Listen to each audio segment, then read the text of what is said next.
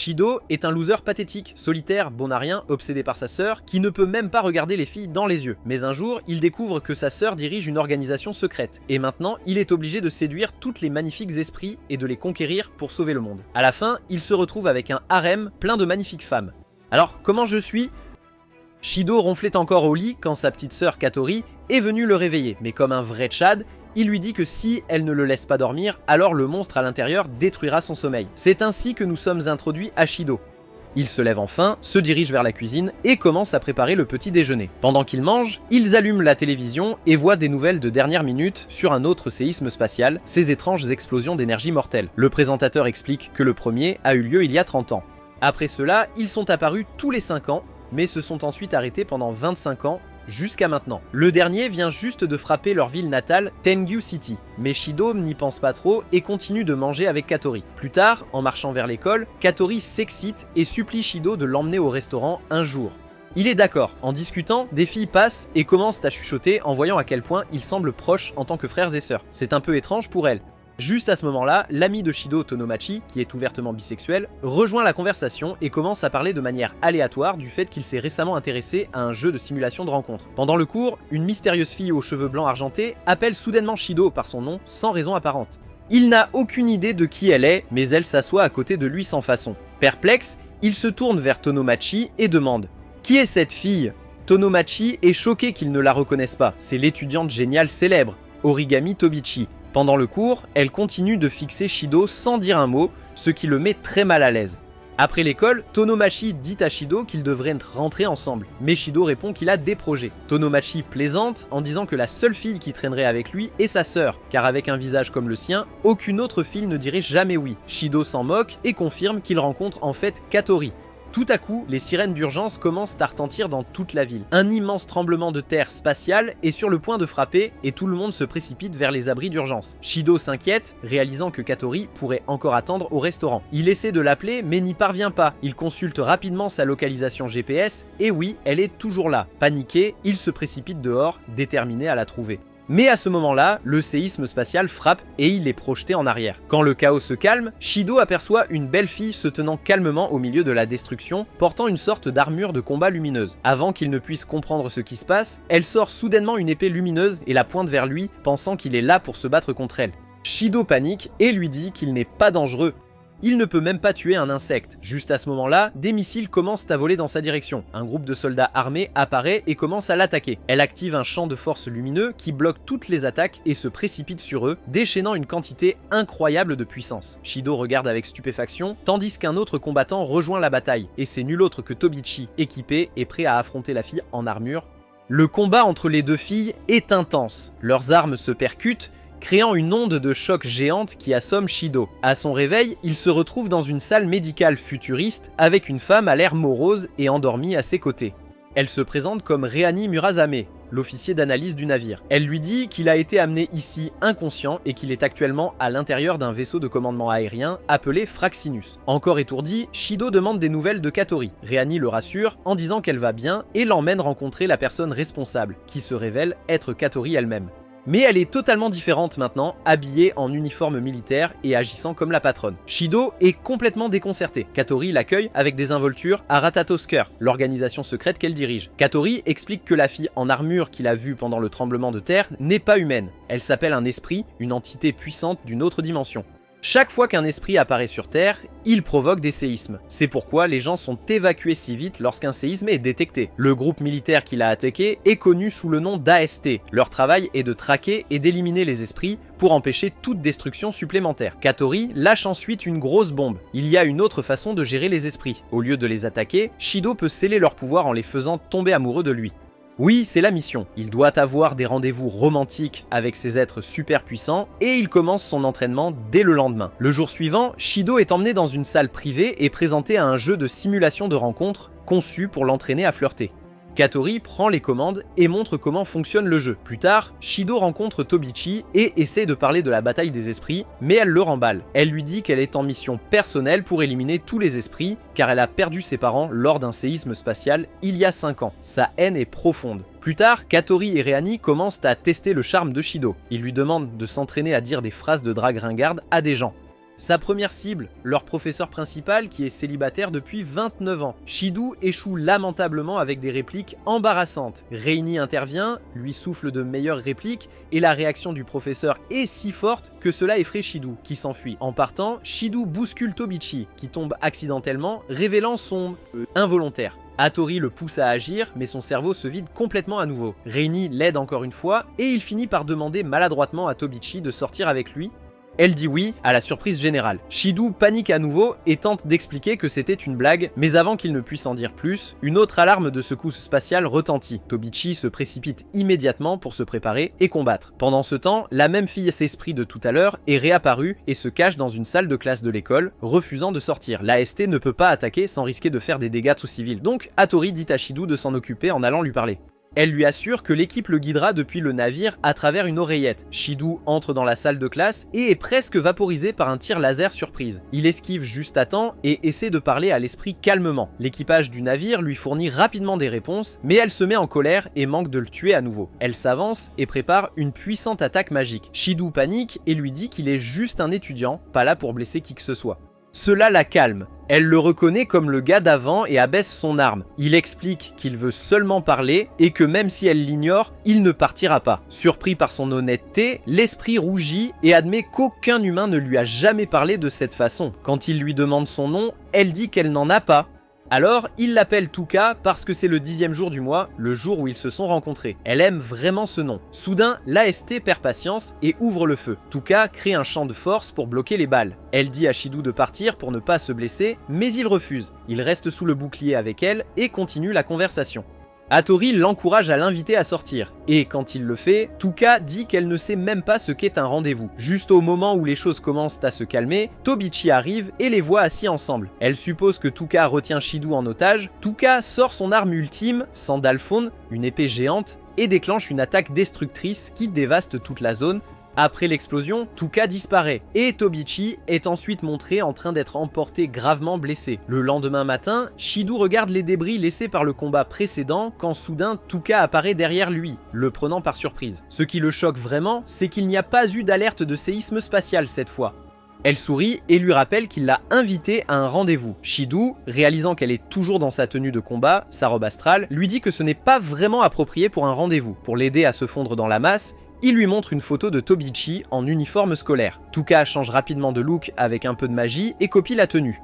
Avec son nouveau look, leur rendez-vous en ville commence. Alors qu'ils se promènent en ville, Tuka commence à dévorer tout ce qui est comestible, littéralement tout ce qui ressemble à de la nourriture. Pendant qu'elle mâche de la viande, elle aperçoit un dessert à la crème blanche et supplie immédiatement Shido de lui en acheter aussi. Pendant ce temps, Tobichi les surveille de près à distance, perplexe sur la façon dont Tuka pourrait apparaître sans causer un séisme spatial.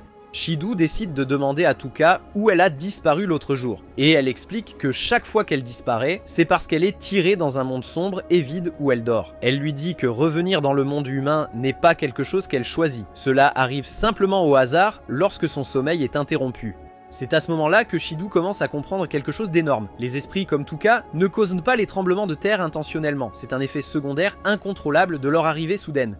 Curieux, il demande pourquoi cela ne s'est pas produit cette fois-ci, mais Tuka évite la question et dit qu'elle veut plus de viande, ce qu'il ne peut plus se permettre. Finalement, il s'arrête dans un restaurant chic. Shido essaie de l'arrêter d'entrer puisqu'il est fauché, mais Tuka insiste. Juste quand les choses deviennent gênantes, Tonomachi arrive et donne de l'argent à Shido comme un véritable sauveur. Une fois à l'intérieur du restaurant, Shido est choqué de voir Reani déjà là.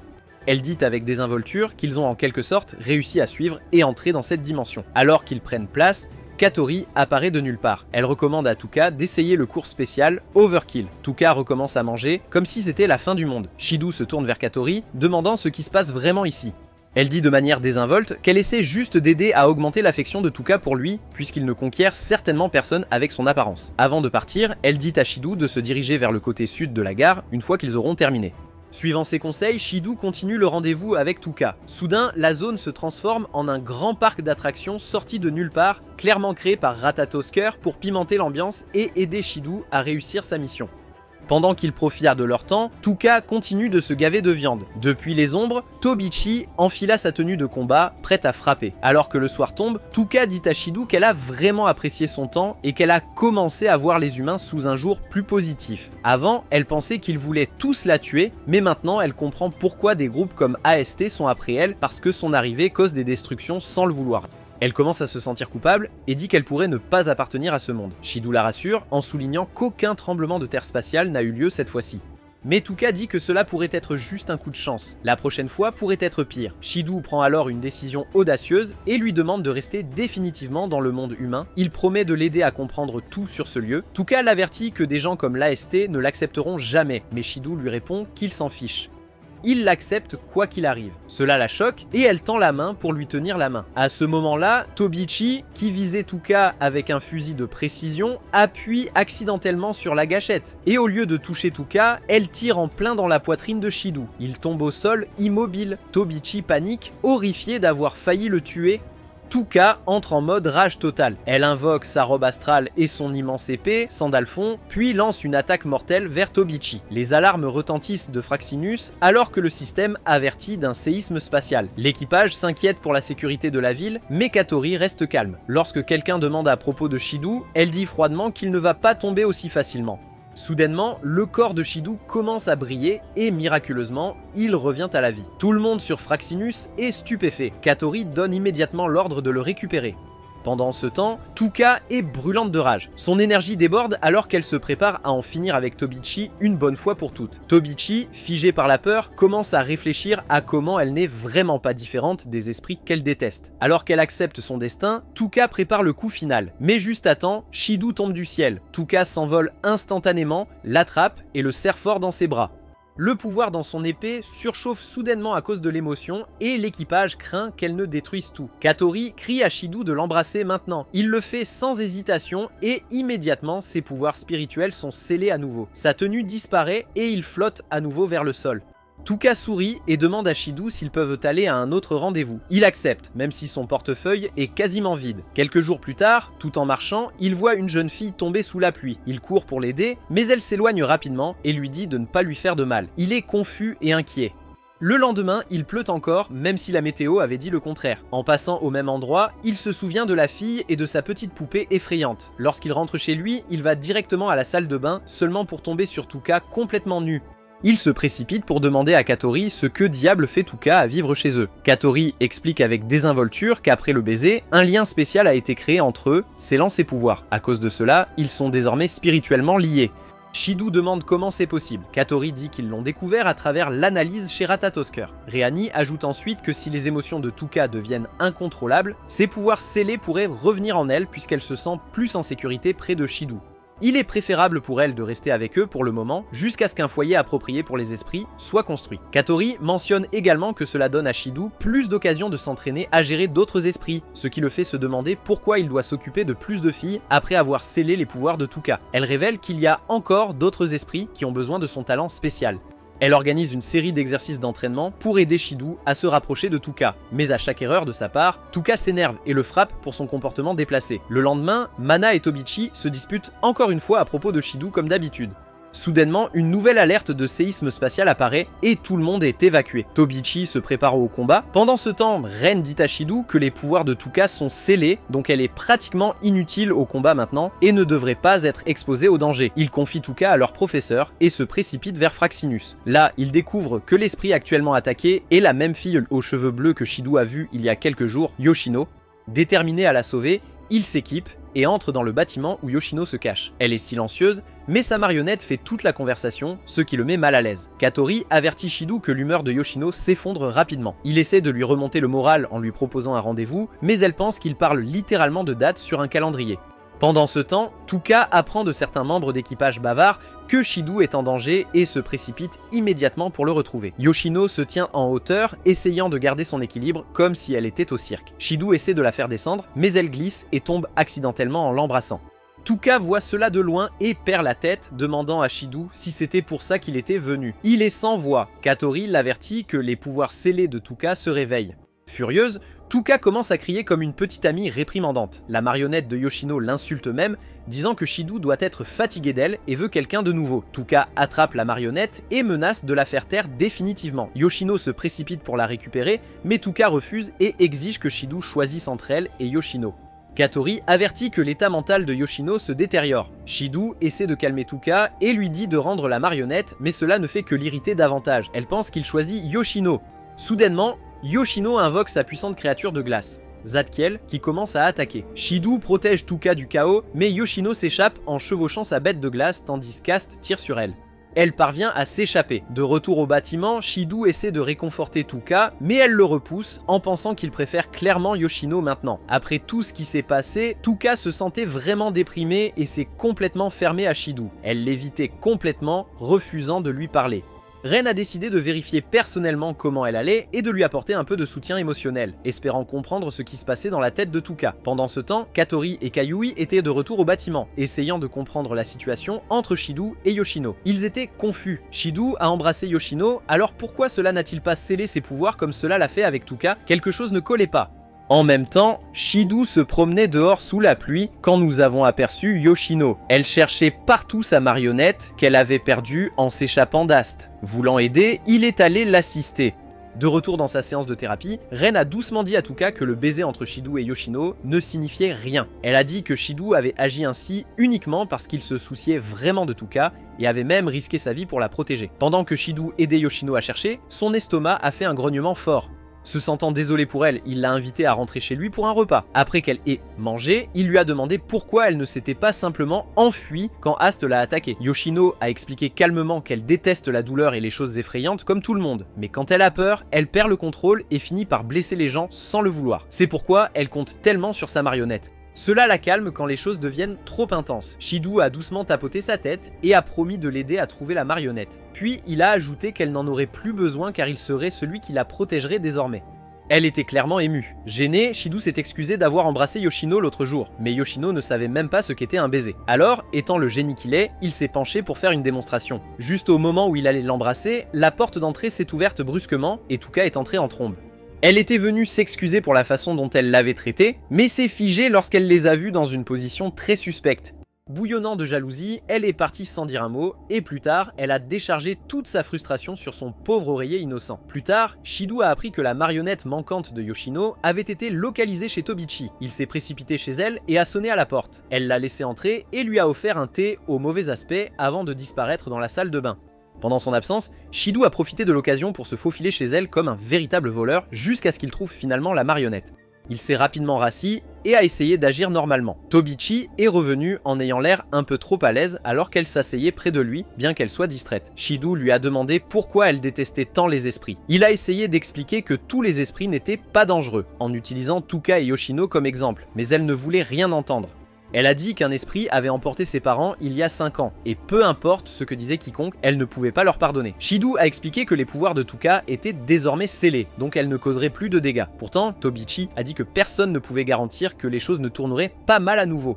Shido l'a supplié de tenter au moins de comprendre les esprits et de ne pas immédiatement les traiter comme des ennemis. Elle n'a pas donné de réponse claire. Avant qu'elle ne puisse en dire plus, son téléphone a sonné. Un autre tremblement de l'espace arrivait. Elle se leva prête à partir, mais Shido demanda rapidement. Si un esprit a perdu ses pouvoirs, l'attaqueriez-vous toujours? Elle fit une pause pendant une seconde et dit que bien qu'elle puisse en avoir envie, la décision finale ne lui appartenait pas. Cela dépendait de ses supérieurs. Pendant ce temps, Ast rattrapa Yoshino et recommença à attaquer. Yoshino a essayé de courir, mais ils l'ont fait tomber. Elle a paniqué et a appelé Zadkiel, son énorme monstre de glace qui a commencé à riposter. Ast a continué à tirer pendant que Yoshino s'échappait. Tuka a repéré la situation de loin et s'est précipité. En même temps, Shido a appelé Yoshino de loin. Il a essayé de lui rendre sa marionnette, mais avant qu'il ne puisse l'atteindre, Tobichi a tiré un laser puissant sur Yoshino.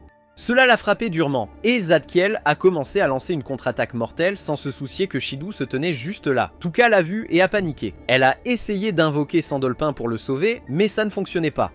Ses pouvoirs étaient scellés. Juste avant l'explosion, elle a libéré sa puissance et activé son épée, parvenant à bloquer l'attaque juste à temps.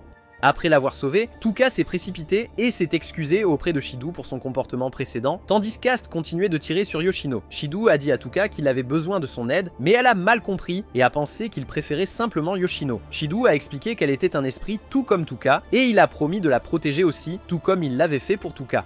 Comprenant maintenant, Tuka a doucement placé Sandolpin au sol et lui a dit de l'utiliser pour traverser la barrière glacée autour de Yoshino. À l'intérieur, l'aura glaciale de Zadkiel était si forte que personne ne pouvait s'approcher. Tobichi a créé un champ de force massif, soulevant un bâtiment entier avec, dans l'intention d'écraser Yoshino. Mais Tuka est soudainement arrivé et a fendu le bâtiment en deux d'un seul coup. En la voyant, Ast s'est immédiatement retourné.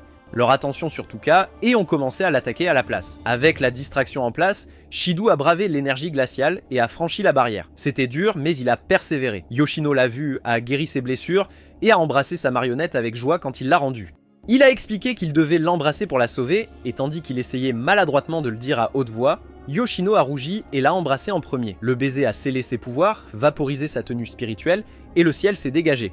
Plus tard, Katori a informé Shido que Tuka ne vivrait plus avec lui. Ratatosker avait fini de construire une maison adéquate juste pour les esprits. Un matin, Tuka et Yoshino ont vu une publicité à la télévision sur une source chaude et ont demandé à Shido de les y emmener. Il a informé Katori, et bien qu'elle n'était pas ravie, elle a accepté. Il valait mieux laisser les esprits se détendre que de risquer qu'ils perdent le contrôle.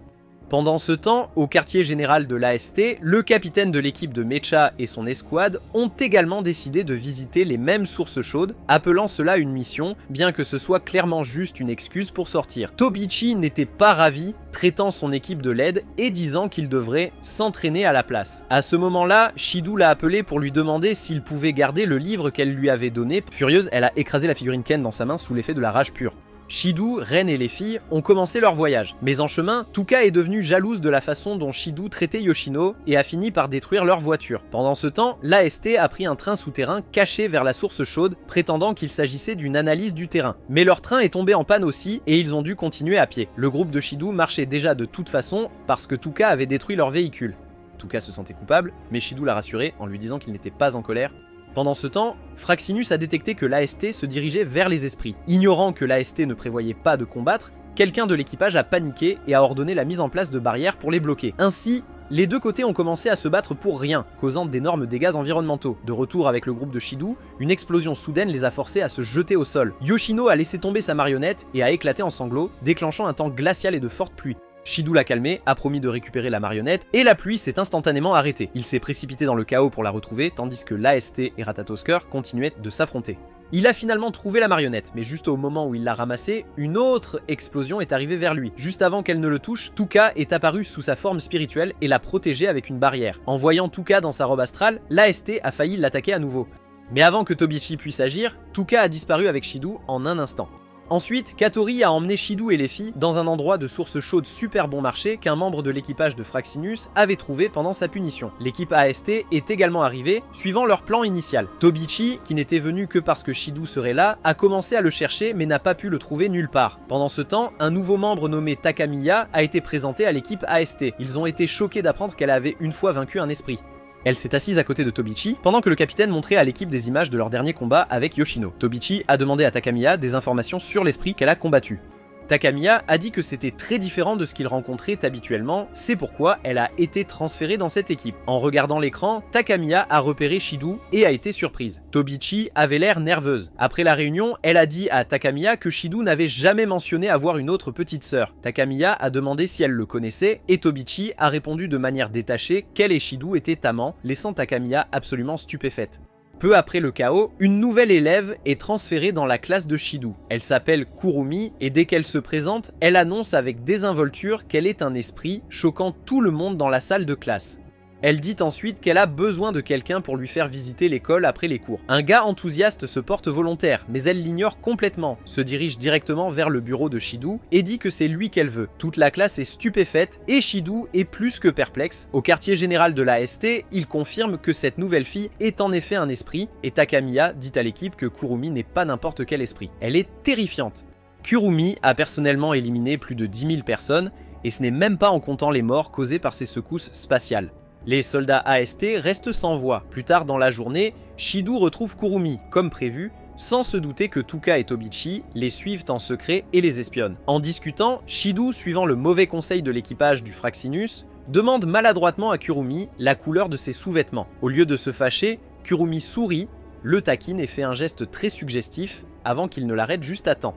En essayant de changer de sujet, Shido demande pourquoi elle s'appelle un esprit. Kurumi dit de ne pas agir comme s'il ne savait pas déjà, le rendant encore plus confus. Lorsqu'il demande comment elle sait tant de choses sur lui, elle refuse de donner des réponses et se rapproche, disant qu'elle l'aime depuis qu'elle a entendu parler de lui.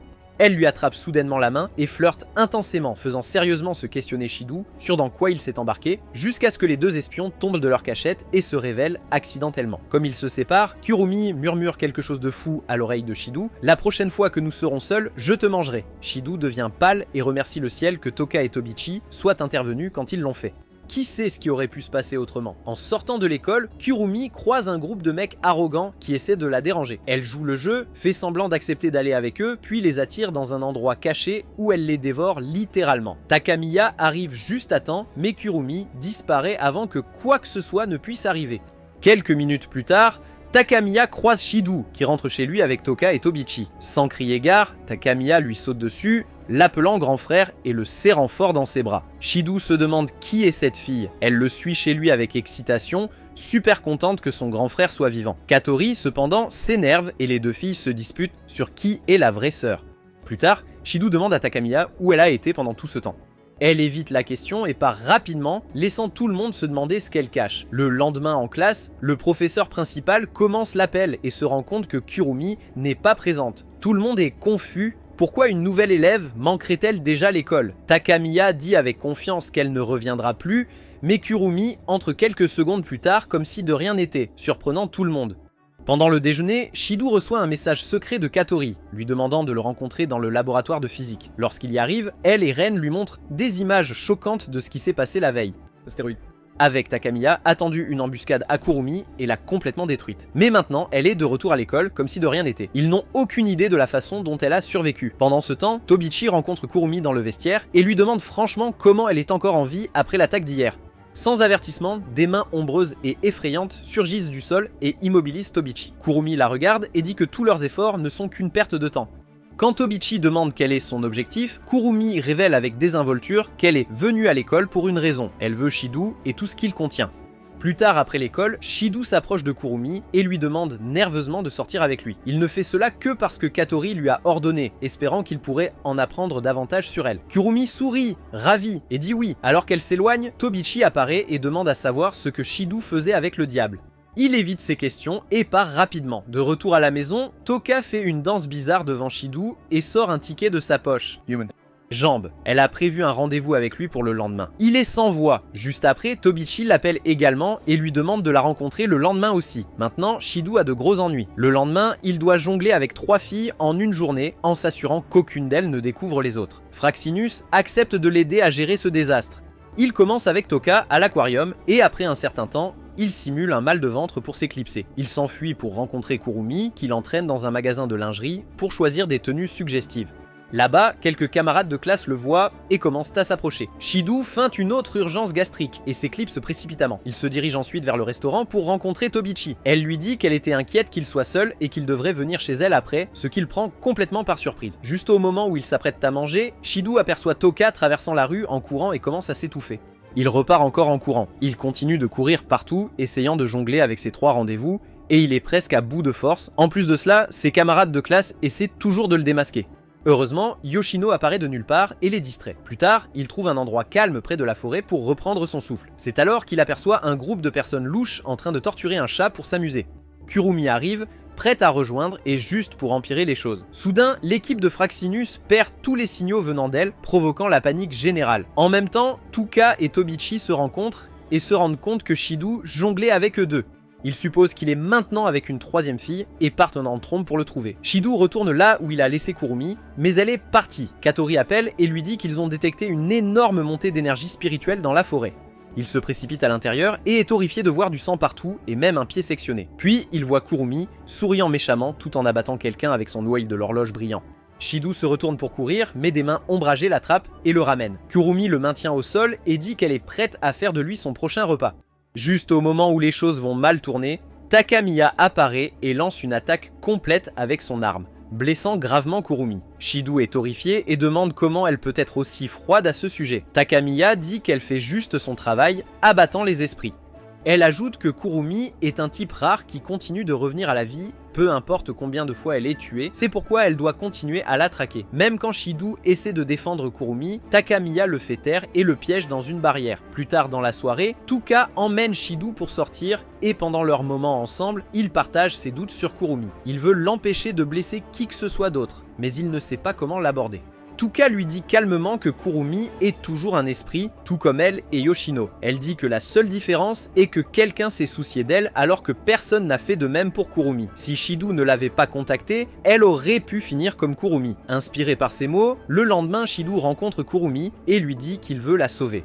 Elle ne réagit pas émotionnellement. À la place, elle se rend au toit de l'école et provoque un incident sanglant pour voir si Shido est vraiment prêt à l'aider. Les caméras autour de l'école sont éclaboussées de sang, les élèves s'effondrent et le chaos éclate. Pendant ce temps, Takamiya entre en trombe dans le bureau de Katori, furieux qu'elle continue d'envoyer Shido dans des situations dangereuses sans renfort. Elle dit à Katori qu'elle prend désormais l'entière responsabilité de lui. Katori rit et dit qu'elle ne laisserait jamais Shido entre les mains d'une entreprise corrompue comme de Sex Machina. Takamiya est choquée que Katori connaisse ses liens avec eux. Katori révèle qu'elle sait que Takamiya a été transférée de leur unité. Takamiya admet qu'elle doit tout à cette entreprise et qu'elle ne peut pas les abandonner. Mais Katori lâche une autre bombe. Fraxinus a analysé la salive de Takamiya et a découvert que l'entreprise lui avait injecté d'énormes quantités d'énergie spirituelle, réduisant son espérance de vie à seulement 10 ans. Takamiya est sans voix, elle ne l'a jamais su. Avant qu'ils puissent en dire plus, ils reçoivent tous deux un appel. Quelque chose de terrible se passe à l'école, ils se précipitent immédiatement pour y faire face. Pendant que le chaos éclatait sur le toit, Shido remarqua quelque chose d'étrange. Tuka et Yoshino se tordaient de douleur, complètement dépassés, tandis qu'ils semblaient parfaitement bien. Confus, il a demandé à Ren ce qui se passait et elle a expliqué que les pouvoirs spirituels de Tuka et Yoshino étaient actuellement scellés en lui. C'est pourquoi il réagissait et pas lui. Soudainement, la voix de Kurumi a résonné d'en haut. Elle l'appelait à monter sur le toit s'il avait quelque chose à lui dire. Sans hésitation, Shido est parti. Tobichi, quant à elle, a activé son équipement mécanique et s'est également dirigée vers le haut. Mais avant qu'elle ne puisse atteindre le toit, l'une des clones inquiétants de Kurumi lui bloqua le passage. En bas, Tuka réalisa que Shido marchait vers un danger sérieux, alors elle se força à débloquer ses pouvoirs scellés. Mais juste au moment où elle le fit, une autre version de Kurumi la sauta dessus et l'attaqua. Sur le toit, Shido se retrouva enfin face à Kurumi, qui se tenait calmement au milieu d'une barrière magique. Il lui a demandé ce qu'elle faisait donc, et elle a expliqué que c'était un piège spécial appelé le château mange-temps. Il drainait le temps de tout ce qui entrait dans son ombre. Elle lui a aussi montré l'horloge lumineuse dans son œil gauche, en disant que cela suivait la durée de vie qui lui restait. Utiliser la magie lui coûtait du temps, alors pour se recharger, elle le volait aux autres. Kurumi lui a alors expliqué la véritable raison de sa venue en ville. Elle le voulait, et pas de manière romantique, elle voulait littéralement consommer son temps en le dévorant. Shido s'est offert à elle tant qu'elle promettait de laisser les autres tranquilles, mais elle lui a dit qu'elle n'était pas intéressée à moins qu'il ne retire toutes les bêtises qu'il avait dites plus tôt sur le fait d'essayer de la sauver. Shido la supplia d'arrêter la barrière, mais insista en disant qu'il croyait toujours qu'elle pouvait être sauvée. Cela l'a juste mise en colère. Dans sa rage, elle a déclenché un tremblement de terre spatial complet. Les alarmes retentirent à travers Fraxinus. Reni informa rapidement Shido que l'état mental de Kurumi changeait. Elle avait peur, pas en colère. Réalisant cela, Shido monta sur la rambarde et menaça de se jeter du bâtiment si elle voulait vraiment le manger. Kurumi lui a dit d'arrêter d'agir ainsi, mais Shido a soudainement sauté. Choqué, Kurumi a plongé et l'a attrapé en plein vol avant qu'il ne touche le sol. Alors qu'elle le tenait, il lui a dit qu'il préférait mourir plutôt que de renoncer à elle et a exigé qu'elle efface le sang qui avait taché le... Elle a claqué des doigts et il a disparu instantanément. Shido a alors commencé à essayer de la raisonner, lui disant qu'elle n'avait pas besoin de vivre qu'ainsi. Comme si elle commençait à écouter, elle a lentement tendu la main vers la sienne. Mais juste à ce moment-là, l'un de ses clones la poignarda dans le dos et absorba son corps en lui-même. Shido fut attrapé dans les bras du clone qui commença à tendre la main vers lui. Mais Takamiya fit irruption, trancha la main et sauta pour le protéger. Kurumi, maintenant sous forme de clone, invoqua un pistolet sur mesure et une horloge. Avec un seul coup, elle remonta le temps, fit repousser son bras blessé et réapparut instantanément derrière Takamiya pour la frapper à nouveau. Tuka et Tobichi sont arrivés sur le toit. Mais avant qu'ils ne puissent t'aider, Kurumi a invoqué une armée de ses clones. Elle a expliqué à Takamiya que peu importe combien de fois elle était vaincue, elle ne pouvait jamais mourir parce qu'elle existait dans d'innombrables versions, chacune provenant d'une chronologie différente. Elle les a ensuite tous les deux maîtrisés et a déclenché un autre énorme tremblement spatial. Mais Katori s'est soudainement téléportée, l'arrêtant avec une puissante onde d'énergie à elle, maintenant habillée dans sa propre tenue d'esprit, choquant tout le monde. Elle a invoqué son arme, prête pour la bataille. Une énorme bagarre a éclaté. Katori s'est affrontée avec Kurumi dans un échange féroce.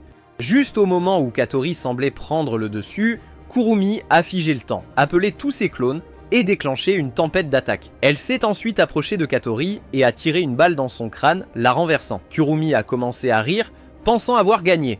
Mais juste devant elle, les blessures de Katori se sont guéries et elle s'est relevée comme si de rien n'était. Stupéfaite, Kurumi a ordonné à son armée de clones d'attaquer, mais Katori les a fait exploser avec une onde de choc. Désespérée, Kurumi s'est tirée dessus pour déclencher plus de puissance, s'épuisant elle-même mais affaiblissant gravement Katori. Kurumi s'est chargée pour une frappe finale, mais Katori a invoqué une arme massive ressemblant à un canon et a détruit tous les clones entrants, détruisant l'horloge temporelle de Kurumi dans le processus. Affaibli, Kurumi s'est effondré.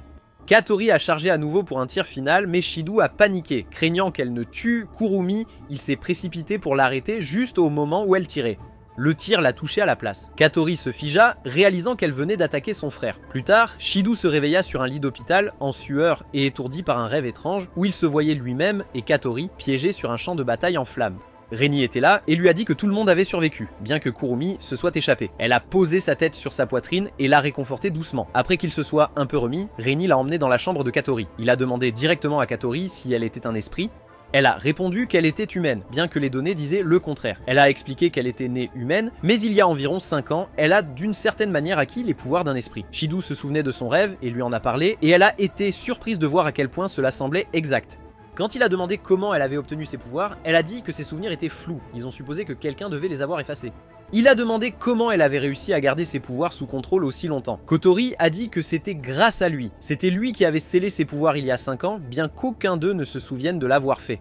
C'est pourquoi Ratatosker l'a choisi pour sceller d'autres esprits. Shido a demandé pourquoi il avait des pouvoirs de guérison, et Kotori a expliqué que c'était à cause de son énergie spirituelle à l'intérieur de lui. Elle l'a ensuite frappé dans le ventre et a dit qu'il avait failli mourir plus tôt. Si elle n'était pas sortie de son mode berserk, elle aurait pu l'achever. Il a demandé si ses pouvoirs reviendraient à lui comme avec Toka et Yoshino.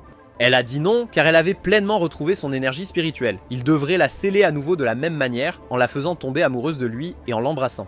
Soudain, Kotori s'est effondré d'épuisement. Reini est arrivé en courant et a dit plus tard à Shido que Kotori ne pouvait maintenir ses pouvoirs que pendant 2 jours de plus. S'il ne les scellait pas à nouveau bientôt, elle se perdrait complètement et deviendrait quelque chose de dangereux. Plus tard, Shido est allé à l'hôpital pour rendre visite à Takamiya, mais il n'a pas été autorisé à entrer, alors il a rencontré Toka à la place. Alors qu'il parlait, elle lui a demandé à propos de l'esprit de flamme mystérieux qui est apparu lors du combat avec Kurumi. Shido a affirmé qu'il ne savait pas, elle avait l'air préoccupée et a expliqué qu'il y a 5 ans, un esprit de flamme avait brûlé ses parents vivants juste devant ses yeux. Et depuis, elle avait rejoint l'AST dans l'espoir de trouver et d'arrêter cet esprit. Déterminé, Shido a commencé à se préparer pour son prochain rendez-vous avec Kotori. Mais au lieu de se préparer sérieusement, il a passé la plupart de son temps avec les autres filles. Ce soir-là, il a rencontré le vice-commandant de Ratatosker qui lui a dit qu'il avait des images de l'incendie d'il y a 5 ans, le même jour où Kotori s'est transformé en esprit. Shido a regardé la vidéo et a remarqué quelque chose d'étrange, une silhouette étrange se tenant à côté de lui et de Kotori ce jour-là. Il devina que cela avait pu déclencher la transformation de Kotori. Alors qu'il essayait de se souvenir de plus, il s'évanouit à cause de la surcharge mentale. Le lendemain, le jour du rendez-vous, il rencontra Kotori. Il essaya chaque astuce de flirt qu'il trouva en ligne, mais rien ne fonctionnait. Il a paniqué, se rendant compte que si les choses continuaient ainsi, il ne pourrait jamais la sauver. Plus tard, Kotori s'est éloigné un peu et Shido s'est éclipsé pour parler avec Fraxinus de nouvelles techniques de drague. En faisant cela, il a aperçu Reini s'occupant de Kotori qui semblait souffrir. Curieux, Shido s'est caché à proximité et a entendu leur conversation. Il a appris que Kotori avait secrètement pris des médicaments stabilisants pour contrôler ses pouvoirs, mais elle ne voulait pas que Shido le sache parce qu'elle ne voulait pas qu'il sorte avec elle par pitié. Choqué, Shido retourna à la plage où ils étaient supposés se rencontrer. Quand Kotori revint, il abandonna l'écouteur qu'il utilisait pour parler à l'équipe, décidant de suivre son cœur plutôt que leurs mauvais conseils. Il l'invita à un parc d'attractions, déterminé à faire les choses à sa manière. Pendant ce temps, Tobehachi rencontra son supérieur, qui lui montra le nouveau design technologique pour combattre les esprits de haut niveau. Tobehachi a demandé si cela pouvait vaincre l'esprit mystérieux de flamme des images d'il y a 5 ans. Son supérieur avait l'air confus et a dit que cet esprit ressemblait beaucoup à quelqu'un qu'ils avaient vu récemment. Tobehachi a exigé de voir les images et a été stupéfaite quand elle a vu que l'esprit de flamme était en fait Kotori. De retour au parc d'attractions, Shido et Kotori ont passé du bon temps ensemble, riant et se liant. Après un moment, ils se sont assis pour discuter. Kotori, visiblement d'humeur, regarda Shidu, s'attendant à ce qu'il l'embrasse enfin. Entre-temps, le supérieur de Tobehachi reçut un rapport inquiétant. Certaines des technologies anti-esprit les plus récentes avaient disparu, ainsi que plusieurs autres armes classifiées. Dès qu'elle a vu les détails, elle s'est souvenue que Tobehachi avait récemment demandé si ce nouvel équipement pourrait abattre l'esprit des flammes. C'est alors qu'elle a compris. Tobehachi a dû voler l'équipement pour affronter Kotori toute seule. Shidu, toujours confus à propos de tout, a essayé de demander à Kotori ce qui s'était vraiment passé il y a 5 ans. Mais avant qu'elle ne puisse répondre, une puissante explosion l'a frappé de nulle part, la projetant au sol. Il s'est tourné pour voir qui avait attaqué et n'en croyait pas ses yeux. Tobehachi se tenait là, armée et dangereuse, disant qu'elle venait d'éliminer Kotori. Mais Kotori s'est soudainement relevée, ayant l'air complètement indemne, et l'a traité d'idiote pour avoir pensé que ce serait si facile. Tobehachi n'a pas perdu de temps, elle a lancé une salve du feu de canon à Katori. En réponse, Katori s'est transformé en sa forme spirituelle et a invoqué son arme. Et toutes deux ont commencé à échanger des attaques brutales, secouant tout le parc d'attractions. De l'autre côté du parc, Toka et Yoshino ont ressenti les ondes de choc et ont réalisé que quelque chose de sérieux se passait. Toka a décidé d'aider même si ses pouvoirs étaient scellés. La marionnette de Yoshino a essayé de l'arrêter, mais Toka a insisté. Shidu risquait tout pour Katori et elle devait faire de même. Elle s'est préparée et Yoshino l'a suivie. De retour dans le combat, Katori tenait bon, mais son énergie s'épuisait rapidement. Tobichi a profité de l'occasion et l'a piégé avec des cordes d'énergie avant de préparer un énorme tir de canon. Katori l'a à peine bloqué avec sa dernière once de force. Mais au lieu de reculer, elle a chargé Tobichi et a commencé à endommager ses armes, démontant des parties de son équipement. Katori, se perdant dans la rage, est devenue complètement incontrôlable. Shidu lui a crié d'arrêter, mais elle l'a ignoré et a invoqué un tir final. Juste au moment où elle s'apprêtait à frapper, Tobichi a crié que c'était exactement comme ses parents étaient morts, brûlée par un esprit comme Katori il y a 5 ans. Cela a stoppé Katori dans son élan et elle s'est effondrée sous le choc. Tobichi a chargé un autre tir, mais Katori a réussi à le bloquer à nouveau. Shidu s'est précipité entre eux et a supplié Tobichi d'arrêter. Elle a refusé, disant que c'était sa mission depuis 5 ans. Il a demandé si elle essayait de détruire l'esprit de la flamme ou juste sa sœur. Confuse, elle lui a dit que Katori était l'esprit de la flamme. Elle s'est préparée à tirer à nouveau.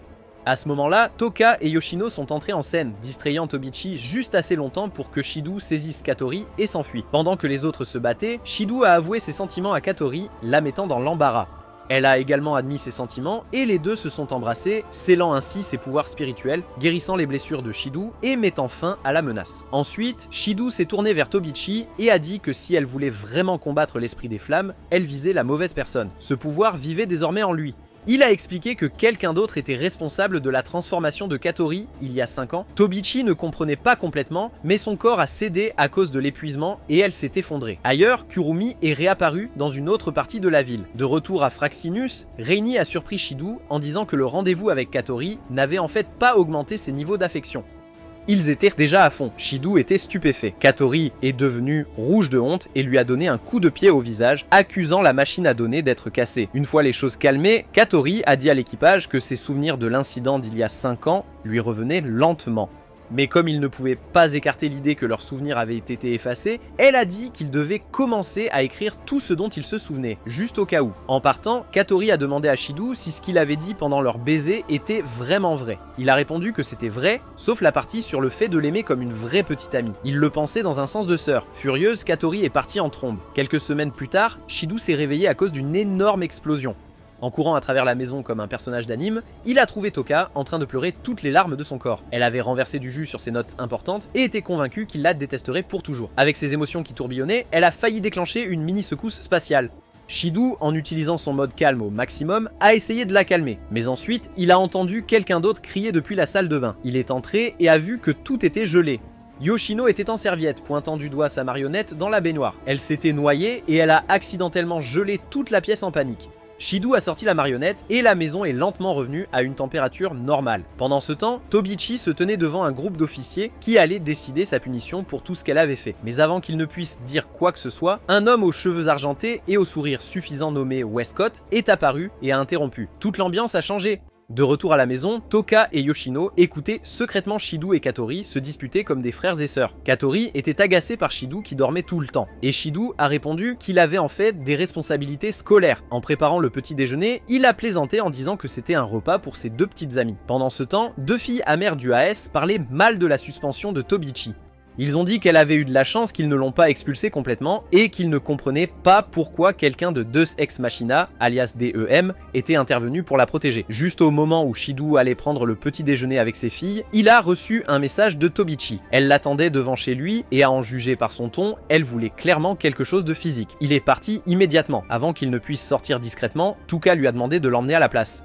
Quand il a dit qu'il le ferait plus tard, elle et Yoshino se sont assises pour regarder un drame romantique sur un homme qui quitte sa femme, quelque chose qui reflétait leur propre relation chaotique. Dehors, Shido a trouvé Tobichi étrangement caché derrière un lampadaire. Elle a agi comme s'il l'avait invité, même s'il n'avait aucune idée de ce dont elle parlait. Elle a insisté pour qu'ils parlent en privé et l'a entraîné dans des toilettes publiques. Shido a paniqué quand Tobichi a fait quelque chose de suspect, soulevant sa jupe et le faisant paniquer. Elle l'a taquiné en disant qu'elle voulait lui montrer son vrai moi, mais il n'en avait rien à faire. Finalement, Shido lui a dit la vraie raison de sa venue, pour parler du jour où elle a presque tué sa sœur. Il a essayé de la convaincre que Yatori n'était pas l'esprit qui avait ruiné sa vie et l'a supplié de le croire. Après quelques échanges obstinés, Tobichi a finalement dit qu'elle lui faisait confiance. Elle l'a même remercié de ne pas l'avoir dénoncé pour tentative de meurtre. En sortant, elle lui a demandé au hasard s'il était vraiment humain. De retour chez elle, Tuka était déterminée à jouer la parfaite femme au foyer et a décidé de nettoyer la chambre de Shido. En rangeant, elle a trouvé une valise qui ressemblait à celle de son drama préféré. Une valise qui signifie généralement que quelqu'un part. Paniquée, elle a couru à travers la maison à sa recherche et l'a finalement trouvé dans les toilettes des femmes avec Tobichi. Le cœur brisé, Tuka s'est effondrée devant eux, pensant qu'elle était sur le point d'être larguée. À travers ses larmes, elle a demandé pourquoi il choisirait quelqu'un comme Tobichi plutôt qu'elle, quelqu'un qui s'effondre émotionnellement toutes les 5 minutes. Shido l'a poursuivi.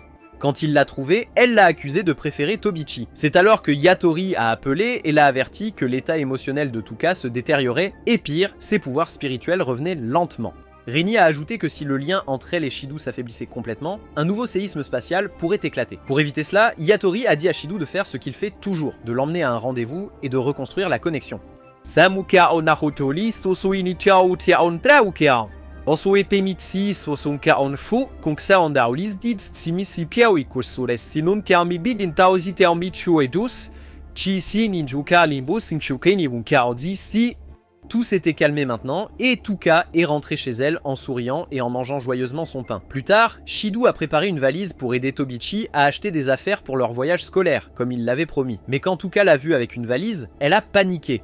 Cela lui rappelait quelqu'un qui partait pour toujours. Alors, elle l'a suivi en secret. À la gare, elle l'a vu avec Tobichi et a pensé qu'il l'a laissé derrière.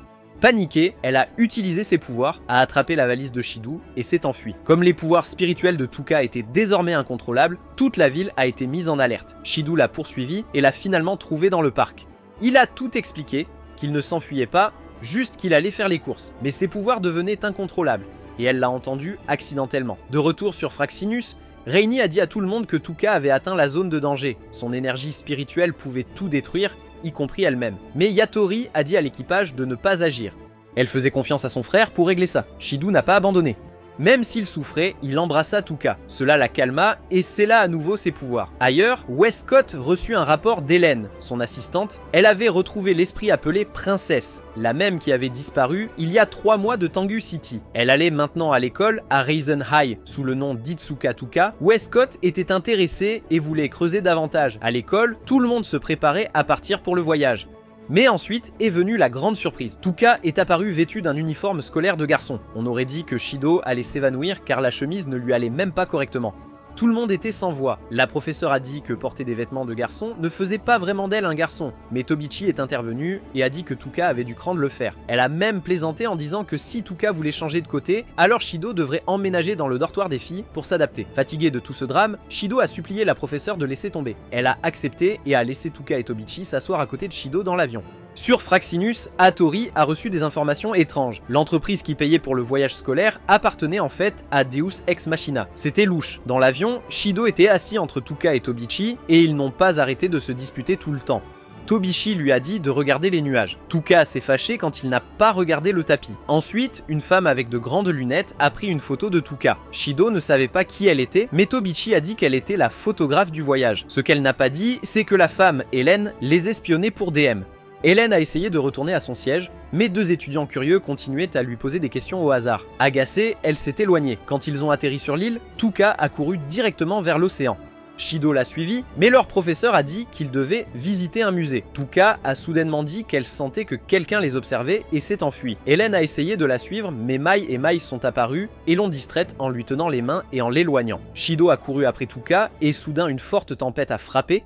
Une poubelle a heurté Tuka, la mettant KO. Alors que Shido l'a porté, deux nouveaux esprits sont apparus, se battant comme des fous. L'un d'eux était Yuzuru, qui portait une petite tenue faite de ruban. L'autre, Kaguya, était habillé de la même façon. Ils se disputaient sur qui était le vrai Yami. Shido a essayé de leur parler, mais ils ont dit que c'était leur bataille sacrée. Puis Yuzuru a dit qu'ils se battaient depuis toujours sans avancer. Alors elle a proposé une nouvelle façon de le régler. Celui qui gagnerait le cœur de Shido serait le vainqueur. De retour avec le groupe scolaire, Tobichi était inquiète lorsque Shido n'est pas revenu. Elle était sur le point de partir à sa recherche quand elle l'a vu revenir avec les deux nouvelles filles et une Tuka inconsciente. En voyant que les nouvelles filles ont des courbes plus généreuses, la jalousie de Tobichi a explosé. À l'école, leur professeur, Tami, a ajouté Yuzuru et Kaguya à la classe de Shido. Les filles sont rapidement devenues obsédées par lui, se battant toujours pour attirer son attention. Elles ont même révélé qu'elles étaient autrefois un seul esprit mais qu'elles s'étaient divisées en deux. Leur objectif était de voir qui méritait d'exister quand elles se réuniraient en un seul être. Shido était dépassé. Il est allé à la piscine pour trouver la paix, mais les deux filles l'ont suivi et sont entrées dans l'eau. Kaguya a dit à Yuzuru d'essayer de le séduire en premier, mais Yuzuru savait que c'était un piège et a refusé. Elles ont recommencé à se disputer sur qui avait la plus grosse poitrine. Shido leur a demandé de se calmer, mais alors la porte s'est ouverte et Tuka est entrée en portant son maillot de bain. Elle a sauté dans la piscine et a vu Shido entouré par les jumelles. Il a rapidement expliqué qu'il l'avait trompée, mais ensuite, toutes les autres filles de la classe ont couru dans la piscine et Shido a dû nager pour s'éloigner tout en se couvrant. Tuka l'a aidé à se cacher derrière un rocher pour qu'il puisse s'échapper. Mais juste au moment où il a essayé de sortir, il a glissé et est retombé dans l'eau glacée. Pendant ce temps, Hélène a contacté son vaisseau et leur a dit de préparer une unité appelée Bandersnatch, juste au cas où les choses tourneraient mal. De retour au complexe, Yuzuru et Kaguya n'avaient pas fini. Ils ont pénétré dans la chambre de Shido tard dans la nuit, essayant tous les deux de le séduire. Shido était assis là, complètement embarrassé, se demandant pourquoi les filles se disputaient toujours à son sujet. En même temps, Tuka et Tobichi se disputaient pour savoir qui s'occuperait de Shido. Leur dispute est devenue plus bruyante jusqu'à ce que Mai et Mai leur disent de régler ça correctement. Alors que le groupe se dirigeait vers la chambre de Shido, Hélène a ordonné aux soldats Bandersnatch d'entourer la zone. Mais quand Hélène a essayé de jeter un coup d'œil, un oreiller l'a frappé au visage, la révélant. Mai et Mai l'ont remarqué instantanément. À l'intérieur de la pièce, Shido a supplié les jumeaux d'arrêter de le traiter comme un prix. Dehors, leur professeur, Tami, a remarqué le bruit nocturne et s'est dirigé vers la porte de Shido. Juste au moment où elle est arrivée, un Shido complètement nu a essayé de sortir discrètement, mais il a glissé et est tombé face la première sur elle, exposant tout. Au-dessus de l'île et Ruby, James Paddington et son équipe surveillaient de près le complexe. Lorsqu'il n'a reçu aucune nouvelle d'Hélène, il a immédiatement ordonné à ses hommes de retirer les 3 unités Bandersnatch. Le lendemain, Shido attendait sur la plage Yuzuru et Kaguya. Il suivait le plan de Reini, espérant trouver un moyen de régler les choses pacifiquement. Reini a suggéré que si les deux filles avaient la possibilité d'essayer de gagner son cœur, elles pourraient suivre ses conseils pendant le processus, ce qui leur donnerait un peu de contrôle sur la situation. Shido était d'accord, pensant que si elles se rapprochaient toutes deux de lui, ils pourraient avoir une chance de sceller leur pouvoir. Reini l'a averti, cependant, parce que les jumelles étaient si compétitives, énerver l'une d'elles pourrait faire craquer l'autre. Pourtant, elle croyait que c'était peut-être leur meilleure chance. Shido avait promis qu'il ferait tout pour les sauver. Après que Reini ait raccroché, les jumelles sont arrivées en maillot de bain. Shido leur a dit qu'elles étaient magnifiques et elles lui ont aussitôt demandé de leur appliquer de la crème solaire. Cela a bien sûr provoqué une autre dispute idiote, chacun clamant qu'il avait la meilleure peau. Le cerveau de Shido était sur le point de craquer avec toute cette peau qu'il voyait, alors il a décidé de mettre de la lotion sur les deux en même temps. Pendant ce temps, Hélène continuait de suivre les mouvements de Tuka, mais avant qu'elle ne puisse faire quoi que ce soit, elle s'est retrouvée piégée dans un piège de sable tendu par Mai et Mio. Elles l'ont enterrée juste à côté de Tonomachi, qui a dit à Hélène de ne pas flirter avec lui, car il avait déjà une copine en ligne. Plus tard, Tuka et Tobichi ont rejoint Shido, Kaguya et Yuzuru à la plage. Shido a remarqué quelque chose d'étrange. Les jumelles semblaient déjà proches des deux filles. Kaguya a dit qu'elle avait fait de Tuka son professeur et Yuzuru avait pris des conseils de Tobichi, qui était désormais sa mentor. Tobichi a demandé ce qu'ils faisaient tous à la plage. Shido avait du mal à répondre jusqu'à ce que Reini arrive et dise qu'ils étaient là pour jouer au volleyball. Shido l'a mise de côté et a demandé pourquoi elle était venue sans prévenir. Elle a dit que le plan devait changer une fois que Tuka et Tobichi se sont joints. Le match a commencé, Reini a mis Shido avec les jumeaux, tandis que Tuka et Tobichi étaient dans l'autre équipe. Shido s'inquiétait qu'aucun d'entre eux ne puisse coopérer. Kaguya et Yuzuru se disputaient toujours, et Tuka et Tobichi n'étaient pas vraiment amis non plus. Mais Reini avait un plan secret. Au début, les jumelles ne pouvaient pas travailler ensemble, et Tuka et Tobichi prenaient facilement la tête. Ils se moquèrent même des jumelles pour être si désynchronisées. Cela a motivé Kaguya et Yuzuru, et bientôt, elles ont commencé à travailler en équipe. Elles ont marqué des points, se sont encouragées, puis sont immédiatement retournées à leur chamaillerie. Plus tard, derrière une petite cabane, Shidou a de nouveau rencontré Reni et lui a demandé si ce plan allait vraiment fonctionner. Reni n'était plus si sûr. Juste à ce moment-là, Kaguya est apparu et a demandé nerveusement à parler seul avec Shidou. Reni a été surpris. Ce n'était pas prévu dans la stratégie, Kaguya a essayé de rester calme, mais quand Shidou la regarda gentiment, elle s'est énervée et a rougi. Ensuite, elle lui a dit quelque chose de surprenant. Elle voulait qu'il choisisse Yuzuru à sa place. Peu après, Yuzuru est également venu parler à Shidou et lui a dit de choisir Kaguya à la place. Sans savoir ce que l'autre avait dit, les deux filles ont demandé à Shidou de choisir leurs jumelles. Ils ne se souciaient plus de gagner, ils voulaient juste que l'autre vive heureux. Choqué, Shidou a demandé si l'un d'eux disparaîtrait vraiment s'il choisissait l'autre. Ils ont confirmé. Kaguya a dit que c'était la raison pour laquelle elle avait commencé la bataille de charme. Yuzuru a admis qu'elle n'avait accepté le défi que parce qu'elle voulait que Kaguya soit heureuse. Elles ont toutes deux dit que l'autre était plus mignonne et méritait de vivre. Puis ils lui ont donné un avertissement. S'il ne choisissait pas l'un d'eux, il détruirait toute l'île. Cette nuit-là, Shidou a tout raconté à Tuka. Mais pendant qu'il parlait, Kaguya et Yuzuru l'ont entendu, ce qui a déclenché une nouvelle dispute entre eux. Ailleurs, Tobichi est sortie de l'hôtel à la recherche de Shidou, mais elle est tombée sur un Bandersnatch solitaire. Avant qu'il ne puisse attaquer, Reini est apparue et a demandé ce qu'elle faisait là. Tobichi a hésité une seconde et le robot s'est lancé sur eux. De retour sur le Fraxinus, Kanazuki a pris une décision audacieuse. Il a lancé une unité spéciale appelée Folium et a désactivé l'invisibilité du vaisseau, révélant leur position. Le vaisseau a rapidement disparu à nouveau, mais pas avant que Paddington ne le reconnaisse comme l'aéronef de Ratatoskr. Il a immédiatement ordonné à son équipage de se préparer pour la bataille. Pendant ce temps, la dispute entre Kaguya et Yuzuru est devenue plus intense. Tous deux étaient en colère l'un contre l'autre pour être si altruistes, ils ont décidé d'y mettre un terme une fois pour toutes avec un duel final. Le dernier sur le terrain serait le vainqueur. Ils se sont affrontés durement dans une bataille féroce. Shidou a essayé de leur crier dessus pour qu'ils arrêtent, mais ils n'ont pas écouté. En même temps, Fraxinus était sous une lourde attaque. Kanazuki, pour une raison inexplicable, tremblait d'excitation. En voyant cela, Shiizaki a contacté Yuzuru pour lui demander s'il avait une idée. Réalisant que quelque chose n'allait pas, Katori a exigé de savoir ce qui se passait. Shiizaki a finalement expliqué que le dirigeable était attaqué et qu'il pourrait ne pas tenir. Malgré la gravité de la situation, Katori est resté calme et a dit à son équipe que tout irait bien tant qu'il suivait exactement les ordres de Kanazuki. Sur l'île de Rubai, le combat entre les esprits jumeaux, Kaguya et Yuzuru, était toujours en cours. Shidou regardait d'en bas et ne comprenait pas pourquoi ils se battaient si fort alors qu'il était évident qu'ils tenaient vraiment l'un à l'autre. Soudain, Tuka l'arrêta et dit qu'elle sentait quelque chose à proximité. Ils regardèrent vers la forêt et virent des lumières brillantes, puis entendirent une voix qu'ils connaissaient. C'était Hélène. Elle est sortie de l'ombre et a dit qu'elle attendait le moment parfait pour affronter Tuka seule. Mais quand elle a repéré les jumeaux, elle a figé pendant une seconde et les a appelés par leur nom de code spirituel. Berserk. Confus, Shidou a demandé qui était vraiment Hélène et si elle travaillait pour Ast. Mais elle l'a nié. Puis elle a donné un signal au robot Bandersnatch leur ordonnant de saisir Tuka. Mais avant qu'ils ne puissent l'atteindre, Tuka les a abattus avec son arme spirituelle, Sandalpun. Hélène avait maintenant la preuve que Tuka était définitivement l'esprit connu sous le nom de princesse. Calmement, elle demanda à Tuka de venir avec elle. Tuka refusa et leva son épée vers Hélène. Shidou se précipita et la supplia de ne pas attaquer une personne sans défense. Mais Tuka resta ferme. Elle dit qu'Hélène avait une aura étrange et dangereuse, encore pire que celle des soldats d'Ast. Juste après cela, Hélène a enfilé sa tenue de combat et a dit qu'elle affronterait Tuka elle-même. Pas de renfort, juste elle. Sans perdre de temps, Tuka a foncé avec Sandalpun. Les deux se sont affrontés dans les airs, se déplaçant rapidement et avec force. Hélène a bloqué quelques coups et a traité Tuka de faible.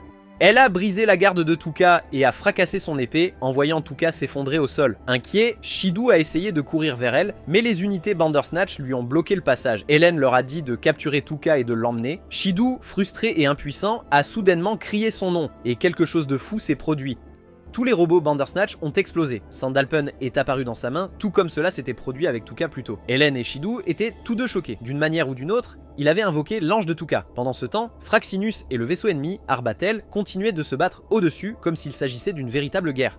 Hélène sourit à Shidou et lui dit qu'elle l'emmènerait aussi. Elle ordonna aux robots restants de le capturer, même s'il devait le blesser gravement. Shidou tenta de riposter, mais était en sous-nombre. Tuka regardait sans pouvoir aider dans son état de faiblesse.